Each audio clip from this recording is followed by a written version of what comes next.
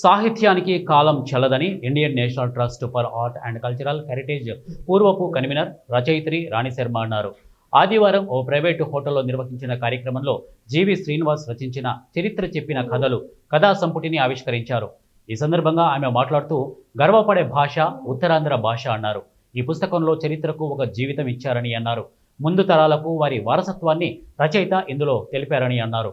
ఈ కార్యక్రమంలో సాహితీ స్రవంతి నిర్వాహకుడు చీకటి దివాకర్, రచయిత గంట్యాడ గౌరీనాయుడు, సాయి పాపినేని, మంజరి, కేకే రఘునందన, డి వెంకట్రావు, సహజ సాంస్కృతిక అధ్యక్షుడు ఎస్కే బాబు, అలాగే మయూర హోటల్ ఎండి యార్లగడ్డ బాబు, ఇక పలువురు సాహితీ అభిమానులు పాల్గొన్నారు.